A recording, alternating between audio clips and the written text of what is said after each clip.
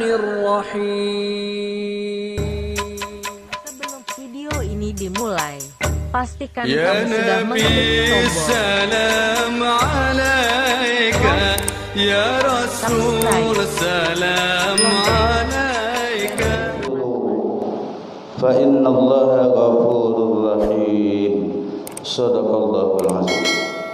Bapak pengurus Masjid Al-Hijrah yang kami hormati, Bapak-bapak dan ibu-ibu sidang jamaah subuh yang kami hormati, kaum muslimin dan muslimat rahimakumullah. Kembali kita memperbaharui rasa syukur kita kepada Allah Subhanahu wa taala dengan ucapan alhamdulillahi rabbil alamin atas segala limpahan rahmat dan nikmat Allah yang telah Allah limpahkan kepada kita, terutama sekali Allah telah mengijabah doa kita. Letakkan apa ibu? Bahasa doa kita telah diijabah oleh Allah Subhanahu wa taala. Allahumma barik li fi Rajab wa Sa'ban wa balighna Ramadan. Ya Allah, berkailah diri kami di bulan Rajab, bulan Sa'ban, dan sampaikan kami di bulan Ramadan. Alhamdulillah kita sudah berada di bulan Ramadan. Semoga kita mampu meningkatkan prestasi amal ibadah kita kepada Allah. Semoga berkah Ramadan itu dapat kita terapkan nanti sehabis bulan Ramadan. Amin ya rabbal alamin. Kemudian salawat dan salam mari pula kita mohonkan kepada Allah, semoga tercurah buat junjungan kita Nabi besar Muhammad sallallahu alaihi wasallam, yang mana beliau telah membawa umatnya dari alam kegelapan pada alam yang terang benderang dan berilmu pengetahuan, sebagaimana yang kita rasakan pada saat sekarang ini. Baiklah Bapak Ibu jamaah subuh rahimakumullah, mungkin sedikit waktu kita tambah amalan kita. Barang siapa yang mendengarkan kajian itu, insyaallah akan mendapatkan pahala sama dengan salat sunnah 100 rakaat. Mudah-mudahan Allah menetapkan itu dalam catatan kita masing-masing. Bapak Ibu jamaah yang berbahagia, kebetulan nanti di malam tarwihnya saya diamanahkan tugas cara mendidik anak-anak jadi anak yang soleh dan solehah. Jadi subuh kini ambo awali agar kita tahu Bapak Ibu, ada 4 karakter anak di dalam Al-Quran itu.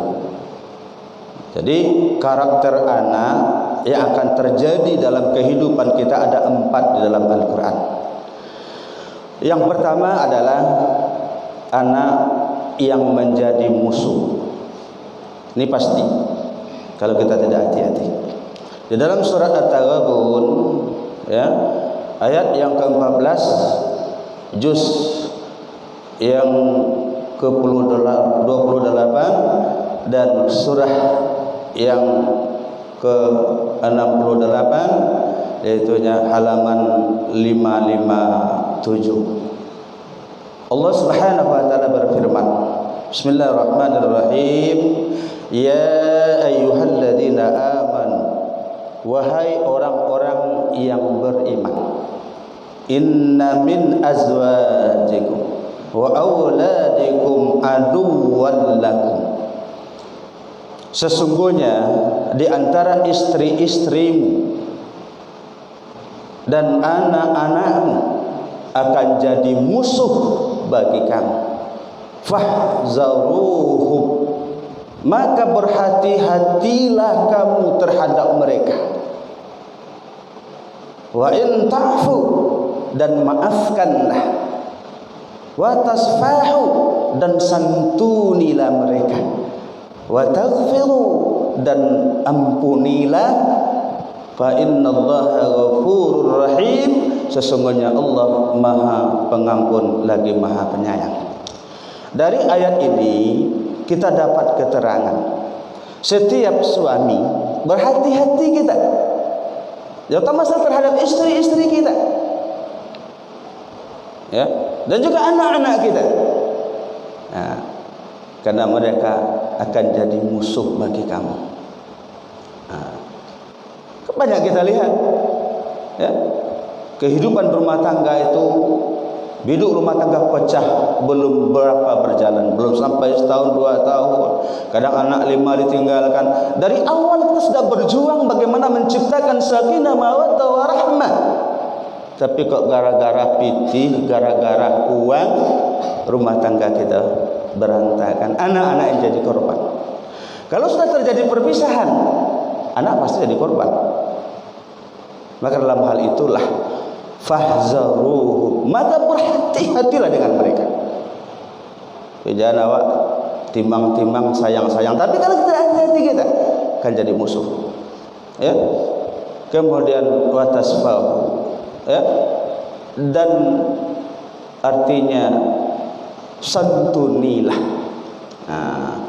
Fa'in ta'fu, maafkanlah. Wa tasfahu, santunilah, cukupilah biayanya, pendidikannya, keimanan dan akidahnya.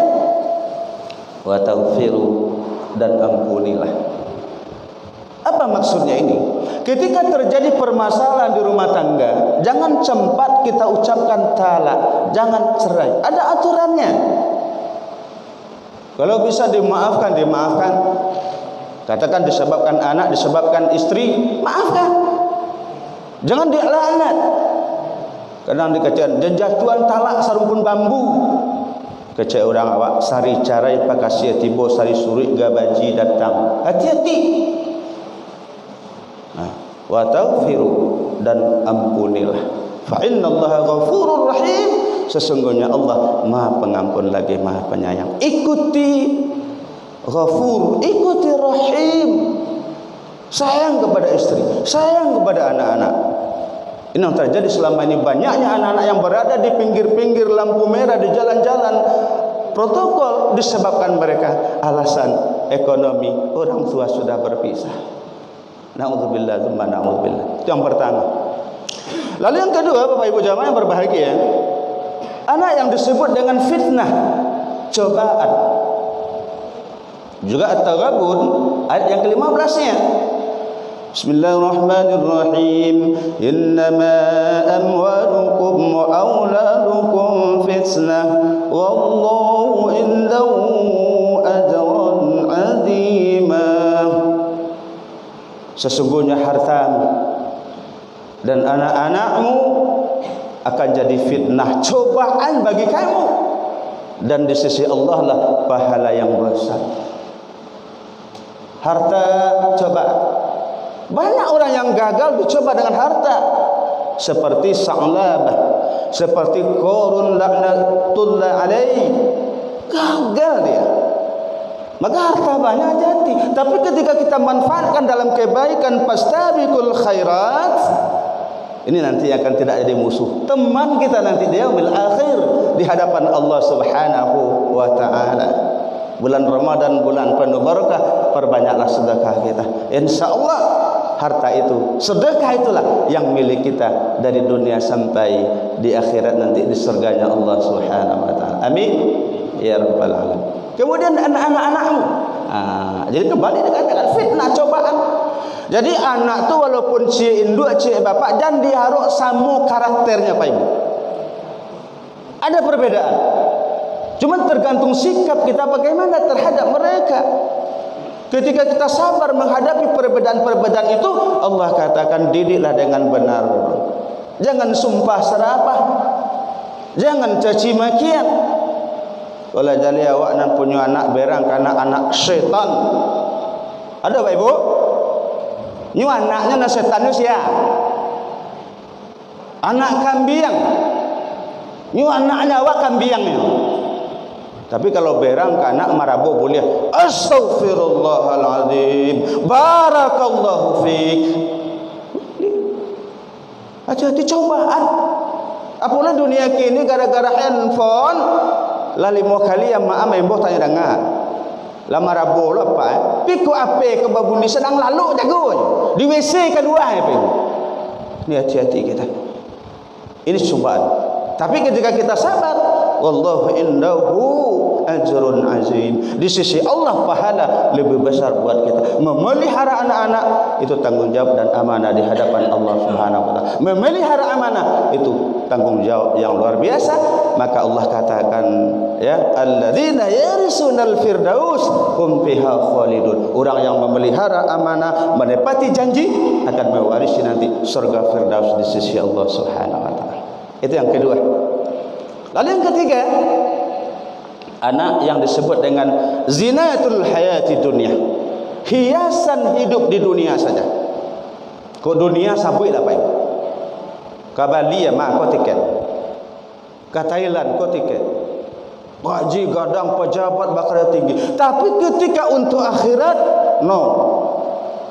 Tunggu dulu. Ambo pernah apa ibu mensolatkan seorang ibu yang anaknya pejabat-pejabat tinggi.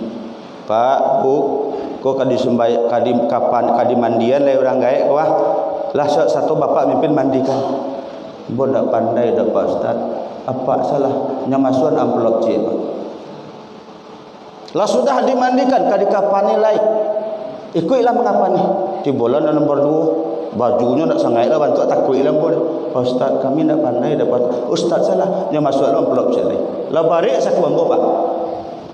Dah tutul.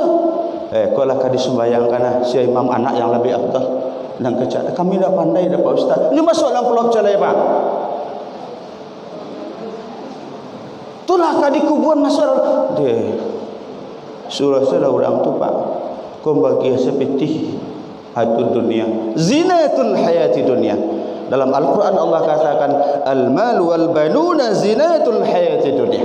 Hartamu dan anak-anakmu hanyalah perhiasan di dunia saja. Kira-kira kok mati ya Pak bisa lah do bangkama bacuan doa mencabiak kafan Pak. Dari anak Pak, doa anak mustajab.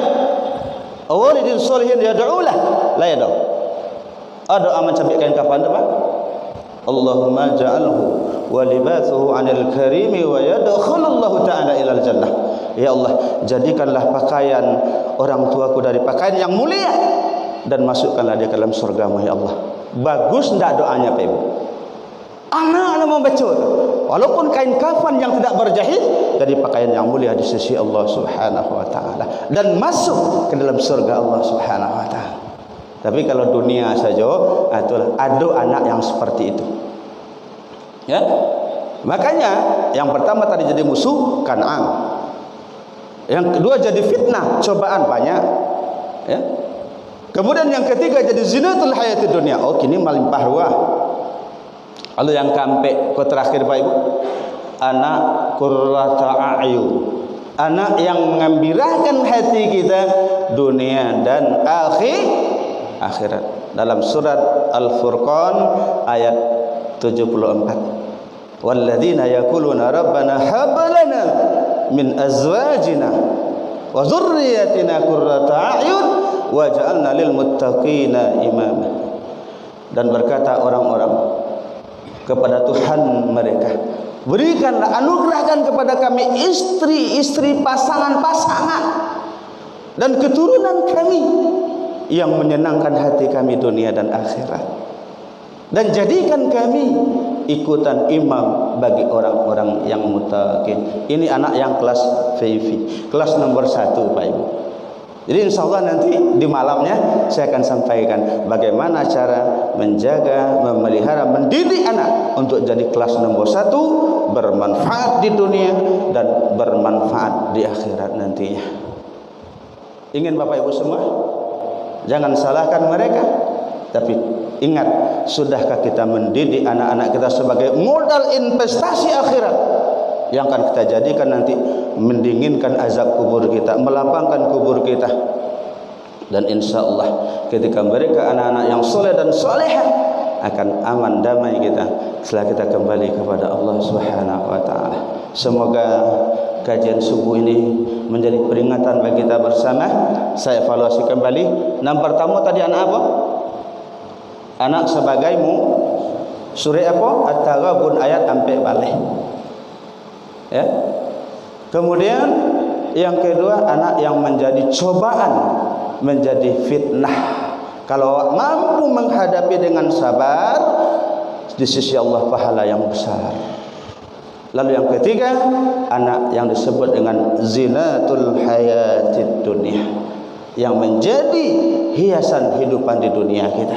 Tapi yang keempat, ini yang kita idam-idamkan, yang kita damba-dambakan, ketika anak yang soleh dan solehah menghiasi rumah tangga kita. Pulang apa dari Karajo, walaupun tukang sampah di pasarnya sabit dia orang pak, ya beruntung apa dapat anak apa. Tadi anak apa azan zuhur di masjid, panua masjid dia orang sembahyang pak. Gadang tak tiap pak ibu? Gadang tak tiap pak? Pasti gadang. Itu pula pulang Karajo balik anak lalalo, pergi Karajo anak lalu.